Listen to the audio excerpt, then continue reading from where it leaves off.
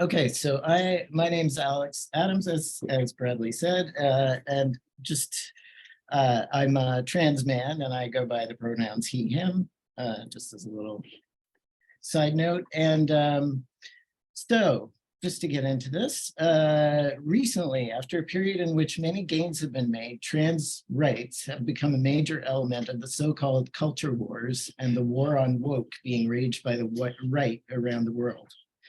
This has gone hand in hand with attacks on Indigenous sovereignty and criticisms of organizations such as the police and attacks on Indigenous sovereignty and criticisms of organizations such as the police as being institutionally racist. Right-wingers are trying to wrongly portray institutions such as the police and the education system as contaminated by so-called wokeism, critical race theory, and cultural Marxism. Another element in this assault is the supposed defense of free speech by right-wing political figures and authoritarian governments, which are intent on rolling back the gains of mass movements such as Black Lives Matter, abortion rights, and the climate movement. The right has been building their attacks on trans rights over several years, recognizing that it is a wedge issue, making it possible to open up space for their attacks on other oppressed groups and to bring more people to their cause. Many far-right groups see anti-trans arguments as a gateway to a larger attack on LGBTQS rights in general. It is crucial for socialists to see and understand how these arguments are being used to fuel the general bigotry of the far-right forces. Some recent examples here in Canada. Last year at the Ottawa convoy protests, far-right groups were carrying transphobic placards calling for an end to teaching so-called gender ideology in schools and the protection for children against the same. The People's Party of Canada, which is a national party that people are probably familiar with, released a statement in 2021 promising to fight radical gender ideology and proposing to repeal Bill C-16, which was the legislation passed in 2016 that added gender identity and expression to the Canadian Human Rights Act. Predictably, they are also against the more recent legislation banning conversion therapy, which they promote as therapeutic counseling to accept who they are instead of destroying their bodies. So, although conversion therapy has been recognized as being damaging and so on. On the provincial level, we have a new far-right formation in Ontario called the New Blue Party, which is making similar statements to fight so-called woke activism on a number of fronts. They tie together their own racism, transphobia, and homophobia together in a video to promote the party. And over the past year, there have also been increasing attacks on drag events across both the US and Canada. The far right has been organizing to protest all ages drag events, such as drag queen storytime events that have become popular as part of children's programming in places like public libraries, for example. These far right callouts have been happening at regular frequency, both in cities and in smaller communities. For example, just this weekend, there were protests called by the far right for in Coquitlam, BC, in Calgary, and in Peterborough here in Ontario. While drag events are not necessarily specifically trans events, they've been around for a long time in the queer community, and there's certainly a lot of trans presence in the drag community. So there's some crossover there, and I also see these as representing an opening up of the wedge from gender and trans issues into LGBTQ2S, et cetera, rights in general. The callouts for their protests often conflate gender and sexuality, similar to many other attacks on trans rights, and cite the need to protect children from gender and sexual confusion, presumably, that is, from developing into, I guess, well-behaved gender normative and heterosexual adults. To be clear, the reality is that these events are about the acceptance of self and others, about expressing their people, the kids, expressing themselves, and of course, fun and dressing up, which kids love. The opening for them, for the far right to do all these things, has been created by the general political climate in which the right is growing. It is especially important for socialists to take the right position on issues of oppression, because oppression literally serves to divide the working class. Socialists should always be tribunes of the oppressed. Our starting point in today's culture wars and conflicts over trans rights should be one of solidarity with trans, non-binary, and gender diverse people. We need to show respect for how the oppressed self-identify, and we need to resist claims that the rights of one oppressed group, that is trans people, undermine those of another, that is women in this case. Such arguments are inherently divisive and potentially reactionary, and they fail to identify oppression in capitalist societies as being driven from the top. There is a campaign of disinformation on social media and the internet by right-wing groups, by groups as such as, I mean, there are quite a few, LGBT Alliance, which is a virulently anti-trans group based in the UK, which was also welcomed, interestingly, in Britain at their British Conservative Party's on the conference in 2021. So, I mean, there's some crossover, which is part of my point, between, you have right groups that are perpetuating disinformation about trans people and transphobia, and it is bleeding over into sort of more mainstream parties. In the US, attacks on trans rights are led by wealthy right-wing organizations such as Hands Across the Aisle, which is a conscious alliance of religious and secular right-wingers that also involves some radical feminists. Also, the Women's Liberation Front, or WOLF, a radical feminist gender critical group, has been very vocal in the US. For example, they were involved submitting a briefing that in a case that went to the US Supreme Court, which was a civil rights case on filed by a trans woman about discrimination against her in employment. In the UK, there are many examples of newspapers and magazines publishing transphobic material, ranging from across the political spectrum, from the right-wing publications like the Daily Mail and Spectator to the liberal Guardian and the socialist, apparently, I don't know much about the paper, Morning Star. Radio and television shows have regurgitated damaging misinformation, as well as have so-called gender critical websites such as Transgender Trend and Mumsnet. These platforms largely either ignore trans voices completely or subject them to hostile questioning and interviews. There is a similar trend coming from the US, which we tend to be more familiar with because it kind of obviously hits us more here. Particularly as the prominence of right-wing voices has been rising in recent years in general. I haven't closely tracked this trend in Canadian media, but the National Post has definitely provided a forum for transphobic coverage and transphobic columnists, etc. Also in Canada, I think something that bleeds a little bit into the mainstream discourse, but is probably not known by a lot of people who are not like really involved in the sort of trans exclusionary kind of movement. There's a gender critical radical feminist, Megan Murphy, who runs a transphobic website called Feminist Current, who also puts out loads of disinformation on trans issues and is still very busy doing so.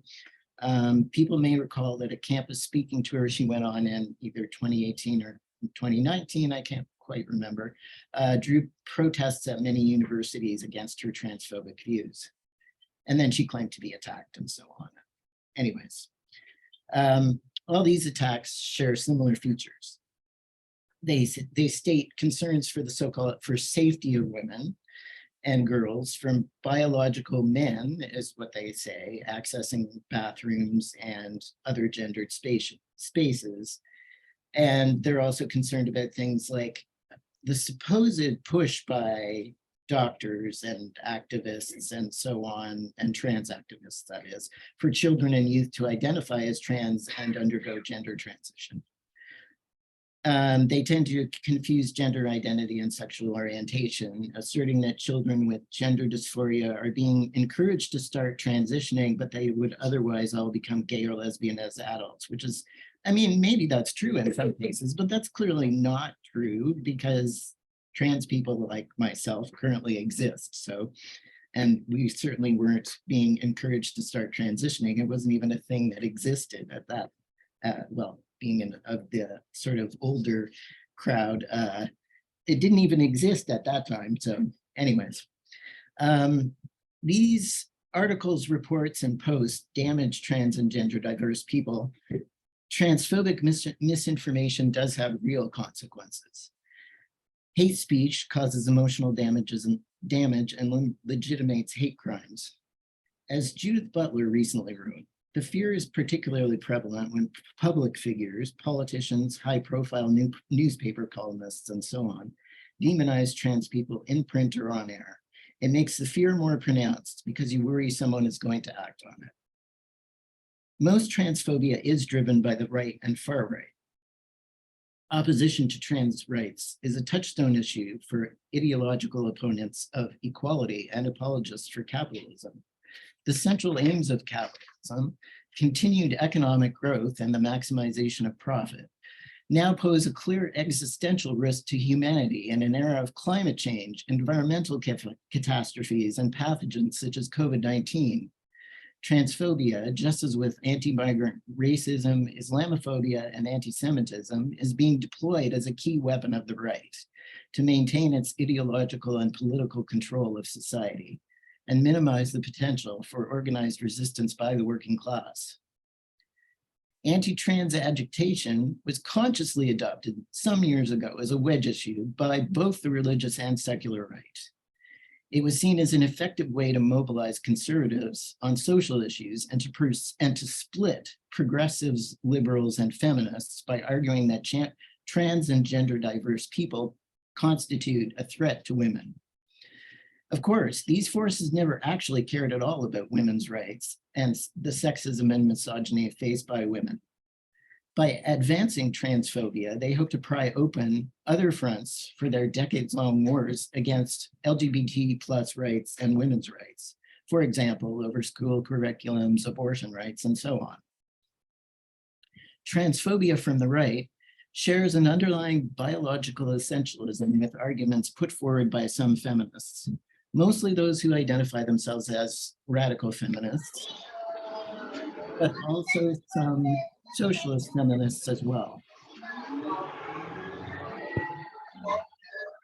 Having rejected, I'm going to hang on for a sec here. I think we're getting some noise. I think they got it. Okay. All right. Continuing. Having rejected the foundational feminist tenet that biology is not destiny, many now in effect argue the converse: biology is all. Biological essentialism means that a person cannot change sex, that there are only two immutable sexes, and that consequently trans women remain potentially violent, so-called men in drag. Yet modern biological science offers a much more nuanced account of the sexed human body. This understanding of sex, should I go back at all, or are people actually able to hear everything okay? Okay. All right. Biological essentialism means that a person cannot change sex, that there are only two immutable sexes, and that consequently trans women remain potentially violent men in drag. Yet modern biological science offers a much more nuanced account of the sexed human body. This understanding of sex recognizes that sex assigned at birth is neither immutable nor binary. People's biological sex characteristics do change over time. They are not, as the trans folks claim, static. Changes occur throughout our lives, sometimes by choice and sometimes by circumstance, natural or otherwise. Moreover, how we categorize and give significance to sex and to its mutability is down to human culture and social relations. Regrettably, some socialists have also capitulated to the view that trans rights conflict with women's rights. In doing so, they have provided political cover for the right's anti-working class politics and hostility to trans people. We need solidarity between oppressed groups, not the opening up of divisions. Advances for trans rights also mean advances for women's rights, LGBT+ rights, and the rights of all oppressed groups. Victories for transphobic and trans exclusionary ideas are emboldening the right. They strengthen its attacks on other groups and on the working class as a whole. Making abstract pleas for debate and dialogue, such left-wing organizations display a lack of basic empathy with trans and non-binary people, instead expecting them to debate their own existence. They fail to accept that trans rights are human rights. Instead, their biological essentialism leads them to deny that trans women are women and trans men are men, and that non-binary identities are worthy of respect and dignity. Capitalism from its beginnings has relied on exploitation and oppression to maintain the dominance of a small minority over the large majority of people. Exploitation and oppression take on various forms and degrees and vary both over time and between different societies. Trans oppression arises from the same roots as women's oppression, in a way similar to gay and lesbian oppression. The origins of women's oppression is in the rise of class society, developed with the emergence of class societies and the consolidation of the nuclear family under capitalism. This happened as a consequence of the systematic oppression and dispossession of women and the subordination of women's sexuality. Women's oppression, heteronormativity, and the gender binary, the commodification of women's bodies, and control over bodily autonomy are all deeply embedded in the capitalist ideology, as are homophobia and transphobia. Marxists seek to understand sex, gender, and the oppression of women, and also gender variance and non-heterosexual sex through the lens of historical materialism, recognizing that the relationship between them is a complex interaction. Each affects the other reciprocally. There is a constant tension within capitalism, although certain legal rights and protections may be won in some societies by oppressed groups as a result of pressure from below. For example, same-sex marriage, equal pay laws, and nominal equal rights for trans people. These are all historically and socially contingent. They do not essentially undermine the capitalist mode of production's reliance on the subordination of women for bearing and raising the next generation of workers. Only on an approach to human sexuality and gender variance that starts from the basic material factors of human societies, how human beings produce the things we need from the land and raw materials, how we organize to distribute these goods, who owns these things, and who controls what is produced, can provide a comprehensive understanding of how homophobia, biphobia, and transphobia and sexism have emerged. Trans liberation, as with liberation from all other forms of oppression, is not possible within capitalism, although particular trans rights can and absolutely should be fought for and vigorously defended in the here and now. Liberation requires the working class seizing political and economic power from the capitalist class in order to create the conditions for the genuine and permanent freedom of all to express the diverse varieties of human sexuality and gender expression that make people whole. As well, it is essential to oppose the far right in any of its attacks on trans rights and on other rights, I should add, by forming broad-based coalitions to oppose them. When these attacks take place in the form of protests, such as the attacks on drag events that have been happening lately, that means mobilizing people to show up on the ground and counter-demonstrate. Just this weekend, some of our comrades went to do this in Peterborough to great success, since the drag defenders far outnumbered the far right. And on that note, I will close and we can go on to discussion.